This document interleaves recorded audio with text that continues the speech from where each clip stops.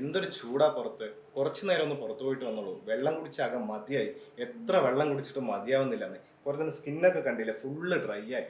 എനിക്ക് കാര്യം മനസ്സിലായി. വേനൽക്കാലമല്ലേ, എന്താണെങ്കിലും ഇത് തന്നെ ആയിരിക്കും അവസ്ഥ. ഒരു പണി ചെയ്യും, ഞാൻ നിനക്കൊരു സാധനം ഉണ്ടാക്കിക്കൊണ്ട് വരാം. നീ ഒന്ന് വെയിറ്റ് ചെയ്യട്ടോ. സോജിനെ കുടിക്ക്. ഇത് നാരങ്ങ വെള്ളം തന്നെയല്ലേ?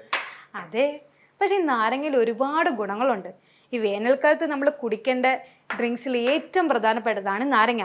നമ്മുടെ ബോഡീനെ ഹൈഡ്രേറ്റ് ആക്കാൻ പറ്റിയ ഒരുപാട് ഗുണങ്ങളുള്ള ഒന്നാണ് നാരങ്ങ. ഇത് നാരങ്ങ മാത്രമല്ല ഉള്ളത്, ഇതിൽ തേനും ചേർത്തിട്ടുണ്ട്. ഈ ദാഹം ശമിപ്പിക്കാനും നമ്മുടെ ബോഡി ഹൈഡ്രേറ്റ് ആയിട്ടിരുന്ന് നമുക്ക് ഉന്മേഷമൊക്കെ തരാൻ ഏറ്റവും നല്ല ഡ്രിങ്കാണ് ഇത്. നാരങ്ങ വെള്ളം മാത്രമല്ല കേട്ടോ, ഈ വേനൽക്കാലത്ത് കുടിക്കാൻ പറ്റിയ ഒരുപാട് ഡ്രിങ്ക്സ് ഉണ്ട്. അതിൽ പ്രധാനപ്പെട്ട ഒന്നാണ് തണ്ണിമത്തൻ ജ്യൂസ്. പേര് പോലെ തന്നെ അതിൽ 90% അടങ്ങിയിരിക്കുന്നത് വെള്ളമാണ്. മാത്രമല്ല നമ്മുടെ ബോൺസിനെ സ്ട്രോങ് ആക്കാൻ, ക്യാൻസറിനെ പ്രിവെൻറ്റ് ചെയ്യാൻ, ഹാർട്ടിനെ സംരക്ഷിക്കാനൊക്കെ തണ്ണിമത്തൻ വളരെ നല്ലതാണ്. ഇതിൽ വൈറ്റമിൻ എയും സിയും ധാരാളം അടങ്ങിയിട്ടുണ്ട്. അതുകൊണ്ട് ദിവസവും തണ്ണിമത്തൻ ജ്യൂസ് കുടിക്കുന്നത് ഈ വേനൽക്കാലത്ത് നല്ലതാണ്. ഇപ്പം മാർക്കറ്റിൽ ട്രെൻഡിങ് ആയിക്കൊണ്ടിരിക്കുന്ന ഒരു സാധനമുണ്ട്, പൊട്ടുവെള്ളരി. എല്ലാ സ്ഥലത്തൊന്നും കിട്ടില്ലെങ്കിലും ഭയങ്കര നല്ലതാണ്. ഈ വേനൽക്കാലത്ത് നമ്മളെ കൂളാക്കാൻ പറ്റിയ ഒരു സാധനമാണ് പൊട്ടുവെള്ളരി. ഇതിൽ ഒരുപാട് ഗുണങ്ങളുണ്ട്. ബീറ്റ കരാറ്റിൻ അടങ്ങിയിട്ടുണ്ട്, പൊട്ടാസ്യം ഉണ്ട്, വൈറ്റമിൻ സി ഉണ്ട്. അങ്ങനെ ധാരാളം ഗുണങ്ങളുള്ള ഒന്നാണ് പൊട്ടുവെള്ളരി.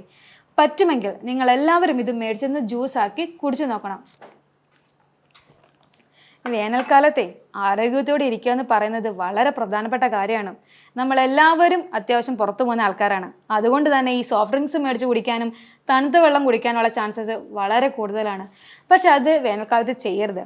പറ്റുമെങ്കിൽ വീട്ടിലുണ്ടാക്കുന്ന ചൂടുവെള്ളം തന്നെ കുടിക്കാൻ ശ്രമിക്കണം.